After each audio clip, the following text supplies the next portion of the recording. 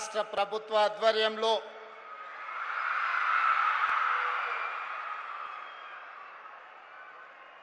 నూతన విద్యా సంవత్సరం ప్రారంభోత్సవ సందర్భంగా 27,50,000 ప్రభుత్వ పాఠశాలలు రెసిడెన్షియల్ స్కూళ్లలో తమ ఉజ్వల భవిష్యత్తు కోసం మొదటి అడుగు వేయబోతున్న విద్యార్థులకు అవసరమైన సహకారాన్ని అందించడానికి తెలంగాణ ఎడ్యుకేషన్ కిట్ ఆత్మగౌరవంతో పాఠశాలకు వెళ్ళడానికి కార్యక్రమాన్ని ఏర్పాటు చేసి అదేవిధంగా ఈనాడు యువత పట్ల డ్రగ్స్ మహమ్మారి యువత భవిష్యత్తును నాశనం చేస్తున్న సందర్భంలో మనందరికీ ఆదర్శంగా నిలబడడానికి వారి సుదీర్ఘమైన అనుభవాన్ని మనతో పంచుకొని తెలంగాణ రాష్ట్రాన్ని దేశంలోనే నెంబర్ 1గా నిలబెట్టడానికి విచ్చేసిన తెలంగాణ రాష్ట్ర గవర్నర్ శ్రీ శివప్రతాప్ శుక్లా గారికి స్వాగతం పలుకుతూ విద్యార్థులందరినీ నిలబడి గవర్నర్ గారికి పెద్ద ఎత్తున చప్పట్లతో స్వాగతం పలకాల్సిందిగా విజ్ఞప్తి చేస్తున్నా.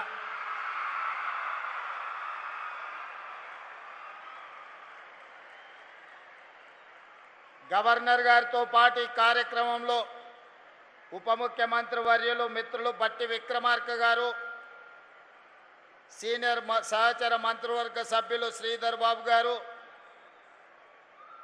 సహచర మంత్రివర్గ సభ్యులు పొన్నం ప్రభాకర్ గారు, అడ్లూరి లక్ష్మణ్ గారు, వాకిటి శ్రీహరి గారు, మహమ్మద్ అజరుద్దీన్ గారు, ప్రభుత్వ సలహాదారులు, పార్లమెంట్ సభ్యులు, శాసన మండలి సభ్యులు, శాసన సభ్యులు, వివిధ కార్పొరేషన్ల చైర్మన్లు, విద్యాశాఖకు సంబంధించిన అధికారులు, ప్రాణ సమానులైన తెలంగాణ నలుమూలల నుంచి విచ్చేసిన వేలాది మంది విద్యార్థులకు మనస్ఫూర్తిగా అభినందనలు, కృతజ్ఞతలు తెలియజేస్తున్నా.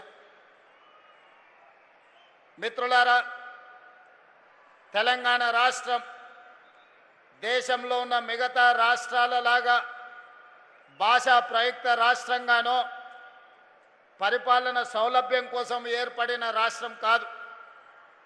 తెలంగాణ రాష్ట్రము 60 సంవత్సరాల సుదీర్ఘ పోరాటం, వందలాది మంది విద్యార్థుల ఆత్మ బలిదానాలతో 60 సంవత్సరాలు తమ పోరాటాన్ని, తమ కలలను సాకారం చేసుకోవడానికి లక్షలాది మంది విద్యార్థులు ఉద్యమ బాటన పట్టి తమ ఉజ్వల భవిష్యత్తునే కాదు ఉద్యోగ ఉపాధి అవకాశాలను వదులుకొని కన్న తల్లిదండ్రులను దుఃఖ సాగరంలో ముంచేసి నూనూగు మీసాల యువకులు ఎంతోమంది ఆత్మ బలిదానాలు చేసుకుంటే ఈ తెలంగాణ రాష్ట్రం ఏర్పడ్డది.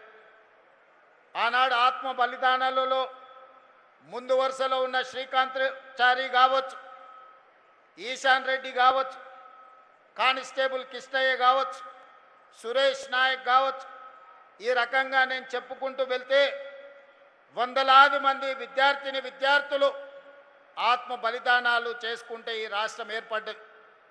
ఈ విద్యార్థుల యొక్క ఆకాంక్ష తెలంగాణ రాష్ట్రంలో ఉండే విద్యార్థుల యొక్క ఉజ్వల భవిష్యత్తు, ఉద్యోగ ఉపాధి అవకాశాలు వాళ్లకు దక్కాలి అని త్యాగాలు చేసింది.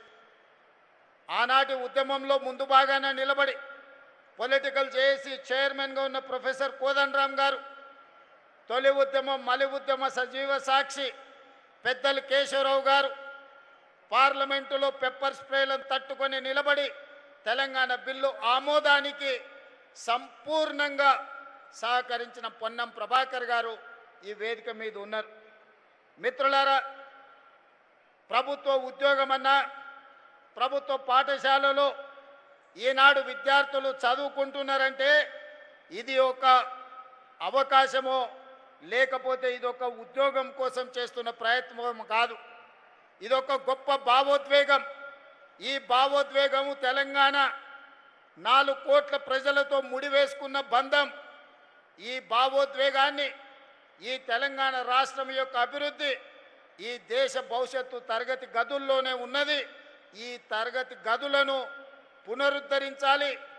విధ్వంసం అయిపోయిన తెలంగాణ విద్యాశాఖను ఈనాడు వికాసం వైపు నడిపించాలని రాష్ట్ర ప్రభుత్వం నిర్ణయం తీసుకొని సహచర మంత్రివర్గ సభ్యుల సహకారంతో ఈనాడు తెలంగాణ రాష్ట్ర ప్రభుత్వం తన బడ్జెట్లో 8.5% నిధులను కేటాయించడం జరిగింది. 26,600 కోట్ల రూపాయలతోటి ఈనాడు ఈ పేదలు, ముఖ్యంగా SC, ST, BC, minority and backward ఆర్థికంగా వెనుకబడిన విద్యార్థుల భవిష్యత్తు కోసం ఈనాడు తెలంగాణ రాష్ట్ర ప్రభుత్వం 26,600 కోట్ల రూపాయలు ఖర్చు పెడుతుంది. ఈ ఖర్చుగా మా ప్రభుత్వం భావించడం లేదు. ఈ ప్రభుత్వం ఈ నిధులను భవిష్యత్తు పెట్టుబడిగా భావిస్తున్నాం. ఈ నిధులు భవిష్యత్ తరాల యొక్క భవిష్యత్తును నిర్ణయించే పెట్టుబడిగా మేము భావిస్తున్నాం. ఈరోజు దిక్కులేని వాళ్ళుగానో ఎస్సీ, ఎస్టీ, బీసీ, మైనారిటీ హాస్టళ్లలో చదువుకుంటున్న వాళ్లకు కొంతమంది కనిపిస్తారేమో, కొంతమంది కనిపిస్తుందేమో. నాకు, నా సహచర మంత్రివర్గ సభ్యులకు రేపటి భవిష్యత్తుకు వీళ్ళే దిక్సూచులు. రేపటి భవిష్యత్తును, బలమైన ఆర్థిక పునాదులను నిర్మించే తెలంగాణ భవిష్యత్తు ఈ తరగతి గదుల్లోనే ఉంది, ఈ సోషల్ వెల్ఫేర్ హాస్టళ్లలోనే ఉంది అని సంపూర్ణంగా విశ్వసించి 10 సంవత్సరాలు మీ డైట్ ఛార్జెస్ పెంచలేదు. మేము వచ్చిన ఎంబడే 40% డైట్ ఛార్జెస్ పెంచినాం. 16 సంవత్సరాలు కాస్మెటిక్ ఛార్జెస్ పెంచలేదు. గ్రామీణ ప్రాంతాల నుంచి, తండాలలో, గూడాలలో, మారుమూల పల్లెల్లో నుంచి వచ్చే పిల్లలు తమ తల్లిదండ్రులను కాస్మెటిక్ ఛార్జెస్ కోసం, ముఖ్యంగా ఆడపిల్లలు చిన్న చిన్న అవసరాలకు తల్లిదండ్రులను అడగడానికి సంశయిస్తున్న సందర్భం. రాష్ట్ర ప్రభుత్వం ఇవ్వవలసిన కాస్మెటిక్ ఛార్జెస్ ఇవ్వకపోవడం, ఇచ్చినవి కూడా అరాకొర ఉండడం వల్ల పాపం మా ఆడపిల్లలు చాలా ఇబ్బందికి లోనైంది. అందుకే వివరాలు తెప్పించుకొని 200% కాస్మెటిక్ ఛార్జెస్ పెంచి ప్రతి నెల ప్రభుత్వ ఉద్యోగులకు, ఐఏఎస్లకు, ఐపీఎస్లకు జీతాలు ఏ విధంగా ఇస్తున్నామో కాస్మెటిక్ ఛార్జెస్ కూడా ఈ పిల్లలకు మొదటి తారీఖు నాడు ఇవ్వాలి అని మా అధికారులకు ఆదేశాలు ఇవ్వడం జరిగింది. ఇవాళ మిత్రులారా, తెలంగాణ రాష్ట్రం 12 సంవత్సరాలు పూర్తి చేసుకున్నది. 10 సంవత్సరాలు అధికారంలో ఉన్న వాళ్ళు ఏనాడు విద్యాశాఖకు ప్రాధాన్యత ఇవ్వలే. ప్రభుత్వ పాఠశాలలు మూసివేస్తూ, పేద ప్రజల పట్ల నిర్లక్ష్యం వహిస్తూ తెలంగాణలో ఉన్న విద్యాశాఖను విధ్వంసం చేసింది. నేను రాజకీయాల జోలికి వెళ్ళను, అనవసరమైన విషయాలు నేను మాట్లాడను. కానీ నేను చేస్తున్న ప్రయత్నం రాష్ట్ర ముఖ్యమంత్రిగా ఫైనాన్స్ కావచ్చు, రెవెన్యూ కావచ్చు, ఐటీ అండ్ ఇండస్ట్రీస్ కావచ్చు, one of the best portfolio నేను తీసుకొని ఉండొచ్చు. కానీ నేను ఈ దేశ భవిష్యత్తు గ్రామీణ ప్రాంతాలలో ఉన్నది, దేశ భవిష్యత్తు తరగతి గదుల్లో ఉంది. అందుకే విద్యాశాఖను నా దగ్గర పెట్టుకోవాలి, విద్యా ప్రక్షాళన చెయ్యాలి, ప్రతి పేదవాడి గుండె తట్టాలి, వాళ్లకు విద్యను అందించాలి అన్న లక్ష్యంతో విద్యాశాఖను నా దగ్గర పెట్టుకొని నిరంతరం పర్యవేక్షిస్తూ ఒక ప్రణాళికబద్ధంగా ముందుకు వెళ్ళే ప్రయత్నం చేస్తున్నాం. కొంతమంది గిట్టని వాళ్ళు విద్యాశాఖకు మంత్రే లేడు అంటారు. తెలంగాణ రాష్ట్ర ముఖ్యమంత్రి ఈనాడు విద్యాశాఖను మొదటి ప్రాధాన్యత కింద తీసుకొని ఈ తెలంగాణ రాష్ట్రంలో మేము ప్రయత్నం చేస్తున్నాం. మీరు చేసిన విధ్వంసం, 10 సంవత్సరాలు మీరు పాల్పడ్డ అరాచకం, 100 సంవత్సరాల నష్టం తెలంగాణ రాష్ట్రానికి జరిగింది. అందుకే ఈనాడు అన్ని రకాలుగా ఆలోచన చేసి ఈరోజు పేద పిల్లలు, నర్సరీ కానీ తల్లిదండ్రులు, శ్రీమంతులు, ధనవంతులు ఏ విధంగా నర్సరీ, కిండర్ గార్డెన్ లేకపోతే ఎల్కేజీ, యూకేజీకి వాళ్ళ పిల్లల్ని పంపించుకుంటున్నారో, అత్యంత నిరుపేద ఉపాధి హామీ కూలికి వెళ్ళే తల్లిదండ్రులు కూడా తమ పిల్లల్ని నర్సరీ ఎల్కేజీ యూకేజీకి పంపించాలని, తెలుగుతో పాటు ఇంగ్లీషు నేర్పించాలని ఆ తల్లిదండ్రులు కలలు కంటున్నారు. కానీ మన ప్రభుత్వ విధానంలో ఈనాడు నర్సరీ ఎల్కేజీ యూకేజీ విధానం లేదు. ఇంగ్లీషు విద్యకు అంత ప్రాధాన్యత లేదు. అందుకే పేదవాళ్ళు ఎంత కష్టపడైనా, సర్వం అమ్ముకొనైనా, సంపాదించింది మొత్తం కేటాయించైనా తమ పిల్లల్ని ప్రైవేట్ స్కూళ్ళకు పంపించడానికి ప్రయత్నం చేస్తారు. వాళ్ళ ఆలోచన ఒక్కటే, మేము కూలీ నాలి చేసి బతికినాం, ఒక పూట తిన్నా తినకపోయినా ఉపవాసం వండుకొని మా పిల్లల్ని చదివించుకున్నాం. వాడు పెద్దయి ఒక డాక్టర్, ఒక లాయర్, ఒక ఇంజనీరు, ఒక ఐఏఎస్ ఐపీఎస్ అయితే మా భవిష్యత్తులు మారుతాయి, మా కళ్ళ ముందే మా పిల్లలు ప్రయోజకులు అవుతారు, డాక్టర్లు లాయర్లు రాణించి పీజీలు పిహెచ్డీలు చేసి తెలంగాణ పునర్నిర్మాణంలో భాగస్వాములు కావాలని వాళ్ళు కలలు కంటున్నారు. మరి అలా తల్లిదండ్రులు కలలు కంటున్నప్పుడు వాళ్ళ కలల్ని సాకారం చేయడానికి ఈ రాష్ట్ర ప్రభుత్వం ప్రయత్నం చేయాల్సిన అవసరం ఉందా లేదా ఒకసారి ఆలోచన చేయండి. అందుకే ఈనాడు ఎవరేమనుకున్నా సరే నర్సరీ నుంచి ఎల్కేజీ యూకేజీతో పాటు 10th తర్వాత 11th and 12th, నర్సరీ నుంచి 12th వరకు ఒక ఎడ్యుకేషన్ సిస్టమ్ని డెవలప్ చేయాలని నేషనల్ ఎడ్యుకేషన్ పాలసీతో పాటు తెలంగాణ ఎడ్యుకేషన్ పాలసీని తయారు చేసుకొని ఈనాడు ప్రక్షాళన కార్యక్రమాన్ని మొదలు పెట్టుకున్నాం. మొదటిసారి ఈసారి నర్సరీ నుంచి మనము అడ్మిషన్లు ఇచ్చినాం. ఆరుట్లో ఒక తెలంగాణ మోడల్ స్కూల్గా విద్యా కమిషన్ అపాయింట్ చేసి ఒక సీనియర్ ఐఏఎస్ రిటైర్డ్ ఆఫీసర్ని విద్యా కమిషన్ చైర్మన్ చేసినాం. వాళ్ళు ఇచ్చిన సూచనలతోని ఆరుట్లలో మనము నర్సరీ నుంచి 12th వరకు స్కూల్ ప్రారంభిస్తే ఇక్కడున్న చాలామందికి వేదిక మీద ఉన్న ఇండస్ట్రియలిస్టులకు కూడా తెలవాలి. ఒకప్పుడు ప్రభుత్వ పాఠశాలలో చేరాలి అంటే విద్యార్థులు వచ్చేవాళ్ళు కాదు.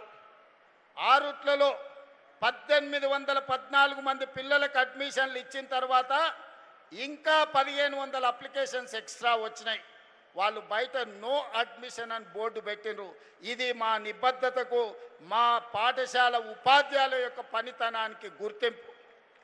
ప్రభుత్వ పాఠశాలల్లో నో అడ్మిషన్ అని పెట్టే రోజు వస్తుంది అని ఎవరు కలలో కూడా ఊహించకపోవచ్చు. కానీ అసాధ్యాన్ని సుసాధ్యం మా ఉపాధ్యాయులు చేసిండ్రు. ఈరోజు ఇబ్రహీంపట్నం ప్రాంతంలో ఆరుట్ల స్కూల్ ఎవరైనా వెళ్ళి చూడొచ్చు.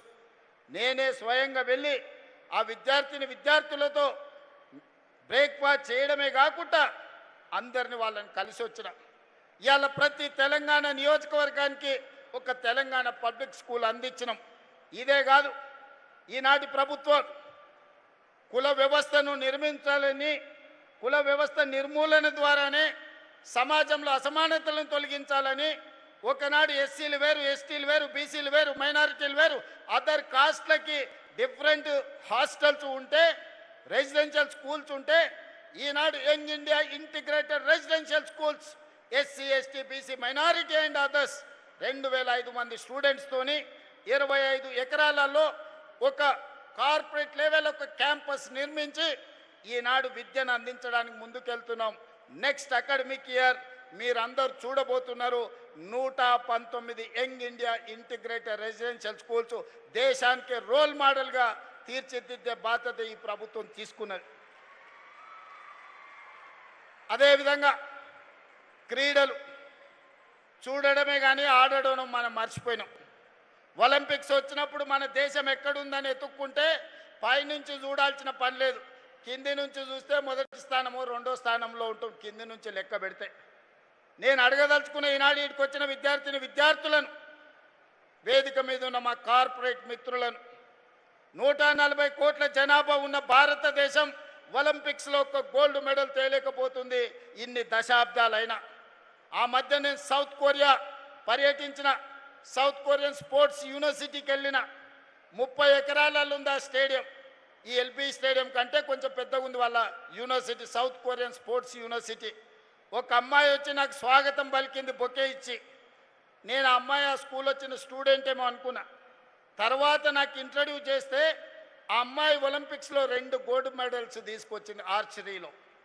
ఆ దేశం 32 గోల్డ్ మెడల్స్ తెస్తే ఒక సౌత్ కొరియన్ స్పోర్ట్స్ యూనివర్సిటీ నుంచి 16 గోల్డ్ మెడల్స్ సాధించారు. ఆ దేశ జనాభా మన తెలంగాణ రాష్ట్రంలో ఉన్నంత ఉంటుంది. మరి ఈరోజు మా యువమిత్రులను నేను అడుగుతున్నా, మా ఎస్సీ ఎస్టీ బీసీ మైనారిటీ విద్యార్థులను నేను అడుగుతున్నా, చిన్న దేశం 32 గోల్డ్ మెడల్స్ తెస్తే 140 కోట్ల జనాభా ఉన్న భారతదేశం ఇన్ని దశాబ్దాలైనా ఒక్క గోల్డ్ మెడల్ తేలేదంటే ఇది మన ఆత్మ గౌరవానికి సంబంధించిన విషయం కాదా? ఇది మన దేశ ప్రతిష్టకు సంబంధించిన అంశం కాదా? ఈనాడు ఆలోచన చెయ్యండి. ఆ గోల్డ్ మెడల్ సాధించాల్సిన బాధ్యత మన తెలంగాణ బిడ్డలకు లేదా? మనలో సమర్థత లేదా? మనం రాణించలేమా? ఎక్కడ లోపం ఉన్నది అంటే పాలకులలో లోపం ఉన్నది. పాలకులు సరైన దిశ నిర్దేశించకపోవడం వల్ల ఈనాడు గోల్డ్ మెడల్స్ సాధించలేకపోతున్నాం. అందుకే తెలంగాణ రాష్ట్ర ప్రభుత్వం స్పోర్ట్స్ పాలసీ తీసుకొచ్చి we have initiated young India sports university under public private partnership. ఈరోజు అంతర్జాతీయ స్థాయిలో ఉన్న క్రీడాకారులను మన బోర్డులో తీసుకున్నాం. రాబోయే 2 సంవత్సరాలలో యంగ్ ఇండియా స్పోర్ట్స్ యూనివర్సిటీ ఈ దేశానికి ఒక నమూనాగా మారి రాబోయే ఒలింపిక్స్లో గోల్డ్ మెడల్ని సాధించడానికి పునాదులు తెలంగాణ రాష్ట్రంలో వెయ్యాలనేదే నా కళ. మీరందరూ అందులో భాగస్వాములు కావాలి. ఇక్కడికి వచ్చిన విద్యార్థులు ఆ స్ఫూర్తితోని తిరిగి మీ ప్రాంతాలకు వెళ్ళాలి. అందుకే మిత్రులారా, ఈనాడు ఏఐ అనే ఒక భూతం వచ్చింది. ఒకప్పుడు కంప్యూటర్ సైన్స్, ఒకప్పుడు ఇంజనీరింగ్ చదివితే, ఒకప్పుడు అమెరికాకు పోతే లక్షల రూపాయలు డాలర్లు సంపాదించే అవకాశం ఉండే. ఇవాళ అమెరికా లాంటి దేశంలో ఏఐ తుఫాన్తోని ఆర్టిఫిషియల్ ఇంటెలిజెన్స్తోని వైట్ కాలర్ జాబులన్నీ పోయి కోట్లాది మంది నిరుద్యోగులు అవుతున్నారు. మరి ఏ రకంగా దీన్ని ఎదుర్కోవాలనో ఒకసారి ఆలోచన చేయండి. వైట్ కాలర్ జాబులు తీయగలుగుతుంది ఆర్టిఫిషియల్ ఇంటెలిజెన్స్, కానీ బ్లూ కాలర్ జాబులు తీయలేదు. బ్లూ కాలర్ జాబులు అంటే షర్టుకుండే బ్లూ కాలర్ కాదు, స్కిల్స్. అందుకే ఐటీఐలుగా నిరాదరణకు గురైన ఐటీఐలను ఈనాడు అడ్వాన్స్డ్ టెక్నాలజీ సెంటర్స్గా మార్చినాం. 119 ఇన్స్టిట్యూషన్స్ ఇచ్చినాం. ఏటీసీలో చేరితే 2000 రూపీస్ పర్ మంత్ స్టైఫండ్ ఇచ్చే పిల్లలకు చదువుకోవడానికి ప్రోత్సహిస్తున్నాం.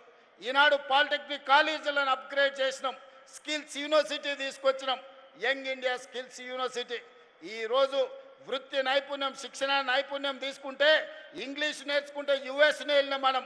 Silicon valley hour talent, hour language ఈరోజు నడిపిస్తున్నది. కానీ భవిష్యత్తులో ఇంగ్లీష్ ఒకటే సరిపోదు.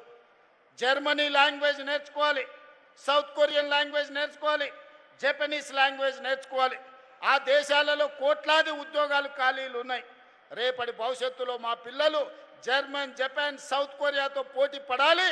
ఆ దేశాలలో ఉద్యోగ ఉపాధి అవకాశాలు సాధించాలి. ఈరోజు పెద్ద పెద్ద కంపెనీలకు మనం సీఈఓలు అంటున్నాం. వాటిని ప్రారంభించింది మనం కాదు, వాటి యజమానులు మనం కాదు. సత్య నాదెల్ల కావచ్చు, ప్రేమ్జీ వత్సవ్ కావచ్చు, సంతను నారాయణ్ కావచ్చు, ఎవరైనా వరల్డ్ బ్యాంక్ చైర్మన్ మన అజయ్ బంగా కావచ్చు. మనం యజమానులం కాదు, మనం కనిపెట్టిన వాళ్ళం కాదు. ఆ కంపెనీలకు సీఈఓలుగా పనిచేస్తున్నాం. ఇది సరిపోదు, మనమే కనిపెట్టాలి, మనమే యజమానులను కావాలి. యూనికార్న్స్ని తెలంగాణ నుంచి మనం ఇవ్వాలి. శ్రీధర్ బాబు గారు సంపూర్ణంగా మీ రీసెర్చ్ కోసం కోట్ల రూపాయలు ఫండింగ్ ఇవ్వడానికి గూగుల్ సంస్థతోని ఈనాడు ఒప్పందాలు చేసినాం. మీలో ఉన్న నైపుణ్యాన్ని వెలికి తీయాలి, మీ నైపుణ్యానికి పదును పట్టాలి, మిమ్మల్ని దేశంలోనే గొప్ప యువకులుగా తీర్చిదిద్దాలి అని ఈనాడు మన ప్రభుత్వం పనిచేస్తుంది. చివరగా మిత్రులారా, నేను వచ్చేటప్పుడు ఇప్పుడు మా అడ్లూరు లక్ష్మణ్ గారు సోషల్ వెల్ఫేర్లో చదువుకున్న పిల్లల్ని పరిచయం చేసిండు. ఒకడు ఐపీఎస్ అయిండు, ఒకడు ఐఏఎస్ అయిండు, ఒకడు ఐఎఫ్ఎస్ అయిండు. మా సోషల్ వెల్ఫేర్లో చదువుకున్న పిల్లలు గర్వంగా నేను గవర్నర్ గారికి పరిచయం చేసిన. నేను కన్న కళ అది. నా సోషల్ వెల్ఫేర్ స్కూల్లో చదువుకున్న పిల్లలు ఈ దేశ పునర్నిర్మాణంలో భాగస్వాములు కావాలి. ఐఏఎస్లు కావాలి, ఐపీఎస్లు కావాలి, ఐఎఫ్ఎస్లు కావాలి, డాక్టర్లు, లాయర్లు, ఇంజనీర్లే కాదు, సైంటిస్టులు కావాలి. దాంతోపాటు ఈ దేశాన్ని ఏలే నాయకులు కావాలి. వాళ్ళే ఈ దేశానికి అంబేద్కర్లు కావాలని నేను కలలుగా అంటున్నా. ఒకనాడు అంబేద్కర్ ఒక్కడొస్తే ప్రపంచానికే దిక్సూచిగా మారిండు. ఈ రోజు తెలంగాణ రాష్ట్రం నుంచి నా దళిత బిడ్డలు, నా బలైన వర్గాల బిడ్డలు, నా గిరిజన బిడ్డల నుంచి 100 మంది అంబేద్కర్లు వస్తే ప్రపంచాన్ని మార్చగలిగిన శక్తి మీ దగ్గర ఉంది. మీరు చదవండి. మన తలరాతలు మారేది తరగతి గదుల్లోనే. ప్రభుత్వం ఇచ్చే సంక్షేమం కాదు, ప్రభుత్వం ఇచ్చే విద్య ఈ దేశానికి పునాదులు కావాలి. రేపటి భవిష్యత్తు తరగతి గదుల్లో ఉంది. మన తలరాతల్ని మార్చే భవిష్యత్తు తరగతి గదుల్లో ఉంది. చదవండి. మీరు మీకు కావాల్సిన అన్ని వసతులు ఇచ్చే బాధ్యతగా మీ రేవంత్ అన్న తీసుకుంటాడని చెప్పి మీ అందరికి మాట ఇస్తున్నా. మీ సోదరుడు ముఖ్యమంత్రిగా ఉన్నాడు ఇవాళ తెలంగాణలో. మీరు ఏం కోరినా నిమిషాల మీద జరుగుతుంది. మీరు క్రీడలా, చదువుతారా, డాక్టర్లా, లాయర్లా, మీకు ఏం కావాలన్నా సంపూర్ణమైన మద్దతు ఇచ్చే బాధ్యత నాది. మీకు బ్రేక్ఫాస్ట్, లంచ్, ఈవినింగ్ స్నాక్సే కాదు, భవిష్యత్తులో రవాణా సౌకర్యాలను కూడా రాష్ట్ర ప్రభుత్వమే ఏర్పాటు చేస్తుందని నేను ఈ సందర్భంగా తెలియజేయదలుచుకున్నా. शुक्ला जी, बहुत आभारी हूँ, तहे दिल से आपको धन्यवाद कहना चाहता हूँ 4 करोड़ तेलंगाना जनता के तरफ से, क्योंकि इतना महत्वपूर्ण इस सम्मेलन में आप आए, हम मदद मिले, हमारे बच्चों को आशीर्वाद मिला। आप जो आशीर्वाद दिए, आप जो उम्मीद दिलवाए हमारे जाति को, हम हमेशा याद रखेंगे। हम लोग जो भारत सरकार ने विकसित भारत 2047 के लिए जो सोच रहा है, तेलंगाना राज्य सरकार ने भी तेलंगाना राइजिंग 2047 पॉलिसी डॉक्यूमेंट हम बनाए। 2034 $1 ट्रिलियन इकोनॉमी, 2047 $3 ट्रिलियन इकोनॉमी बनाने के लिए हम लोग कोशिश करेंगे। जो भारत सरकार मोदी जी ने $30 ट्रिलियन इकोनॉमी इस देश को बनाने के लिए जो कोशिश कर रहा है, हम भी कंधे जोड़कर भारत सरकार के साथ काम करने के लिए हम तय कर लिए। हम तेलंगाना राज्य सरकार ने इस देश में किसी से कम नहीं है। हमारे बच्चे आज कोने कोने से, तेलंगाना हर कोने कोने से आया, SC, ST, BC, माइनॉरिटी और बाकी के बच्चे भी यहाँ पर हाजिर हुए। आपके संदेश लेकर, आप जो आशीर्वाद दे रहे, हम लोग दिल से पूरा भर लेके गांव वापस जाएंगे। आज हमारा रेजिडेंशियल स्कूल्स में पूरा तेलंगाना में 27 लाख स्टूडेंट्स है। ये 27 लाख स्टूडेंट्स के लिए आज हमारा किट, तेलंगाना स्कूल किट हम लोग आज मॉडल यहाँ पर रिलीज कर रहे हैं। आने वाले दिनों में हर बच्चे के लिए शू, ड्रेस, हर पढ़ाई लिखने के लिए किताब, सब कुछ तेलंगाना राज्य सरकार ने दे रहा है। नाश्ता से लेकर lunch, evening breakfast, residential schools में अच्छा न्यूट्रिशन खाना, पहले खाना नहीं था इस देश में, आज देश भर खाना मिल गए मगर न्यूट्रिशन नहीं है। एक दिन देश में निरक्षरास्यता था, कोई पढ़ लिखने के लिए गांव में कोई फैसिलिटी नहीं थे। आज हर गांव में एजुकेशन आ गए मगर उसमें क्वालिटी नहीं है। इसीलिए आज हमारे तेलंगाना राज्य सरकार ने हमारे बच्चों को अच्छा क्वालिटी एजुकेशन, तेलुगु के साथ साथ इंग्लिश भी हम सिखाना चाहते हैं, उसके साथ साथ Germany, Japanese, south Korean language भी हम सिखाना चाहते हैं। हमारे इंजीनियरिंग बच्चे आज सिलिकॉन वैली को चला रहे अमेरिका में। कहीं अमेरिका में आप जाओ, हर IT प्रोफेशनल में अगर पूरा देश में 10 लोग रहे तो 3 लोग हमारे तेलुगु स्पीकिंग लोग हैं। आज हमारे लोग ब्लू कॉलर जॉब्स के लिए, स्किल डेवलपमेंट के लिए हम लोग कोशिश कर रहे हैं। आपके तजुर्बे, आप उत्तर प्रदेश में सरकार चलाए, हिमाचल में जब गवर्नर थे, नशा मुक्त भारत के लिए बहुत बड़ा कार्याचरण लेकर पूरा हिमाचल में गांव-गांव में सब बच्चों को नशा मुक्त भारत के बारे में आप सुझाव दिए। आज हमारे बच्चे नशा मुक्त तेलंगाना बनाने के लिए, स्पोर्ट्स तेलंगाना बनाने के लिए, एजुकेशन हब तेलंगाना बनाने के लिए आज सब लोग यहाँ मौजूद है। आप जो इंस्पिरेशन दे रहे हैं वो इंस्पिरेशन लेकर हमारे बच्चे लोग वापस जाएंगे। इस देश का नाम रोशन करने का बच्चे यहाँ पर है। हम आपके सुझाव, आपके मार्गदर्शन के लिए हमारे बच्चे लोग सब इंतजार कर रहे हैं। आप मार्गदर्शन कीजिए, तेलंगाना सरकार को हम चला के दिखाएंगे। धन्यवाद गवर्नर साहब।